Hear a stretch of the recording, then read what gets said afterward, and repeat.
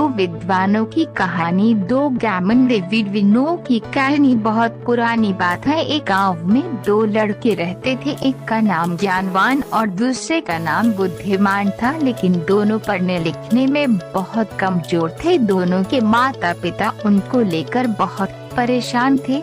उन्होंने ज्ञानवान और बुद्धिमान को अच्छी शिक्षा देने के लिए बनारस भेज दिया। ज्ञानवान और बुद्धिमान ने बनारस में कुछ वर्ष रहकर अध्ययन किया। अब दोनों ही अच्छी शिक्षा ग्रहण कर विद्वान हो चुके थे। विद्वान होने के साथ ही उनमें इस बात का घमंड भी आ गया था कि वे बहुत विद्वान हैं। हर जगह दोनों ही अपने को अधिक श्रेष्ठ और दूसरे को नीचा दिखलाने का प्रयत्न करते थे। दोनों को कई बार उनके शिक्षकों ने इस बारे में समझाया, किंतु दोनों अपने को ही श्रेष्ठ समझते थे। शिक्षा खत्म होने के बाद दोनों को बनारस से अपने गांव वापस लौटना था। रास्ता बहुत लंबा था। चलते चलते उन्हें रात हो गई और उन्होंने एक गांव में अपना डेरा डाला। गांव के जमींदार को पता चला कि उनके गांव में बनारस के विद्वान आए हुए हैं। जमींदार साहब ने दोनों विद्वानों को रात्रि विश्राम और भोजन के लिए अपने घर आमंत्रित किया। ज्ञानवान और बुद्धिमान दोनों जमींदार के घर आ गए। जमींदार ने दोनों के रुकने की अलग अलग व्यवस्था की और स्वादिष्ट पकवान बनवाए। जमींदार पहले ज्ञानवान के पास गया और हालचाल जाना। जमींदार पहले तो ज्ञानवान से बहुत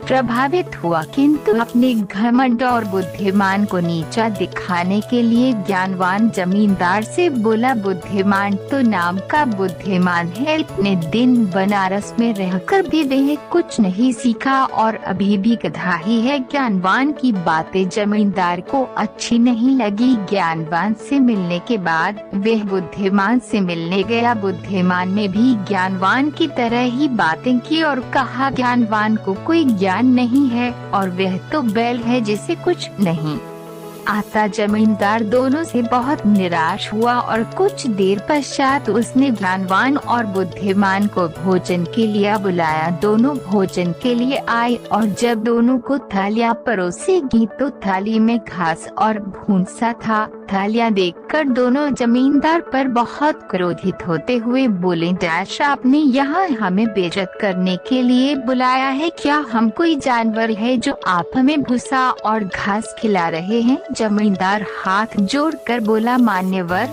आप विद्वान हैं और मेरे मेहमान हैं।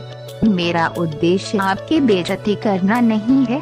आप दोनों ही विद्वान होकर एक दूसरे को बैल और गधा बोल रहे थे, इसीलिए बैल और गधे का जो भोजन पसंद है मैंने आपको भी वही भोजन परोस दिया। जमींदार की बात सुनकर ज्ञानवान और बुद्धिमान को अपनी गलती का एहसास हुआ और दोनों ने एक दूसरे से क्षमा मांगी और जमींदार को धन्यवाद दिया। जमींदार ने भी दोनों को स्वादिष्ट पकवान खिलाए और दोनों की खूब भगत किया।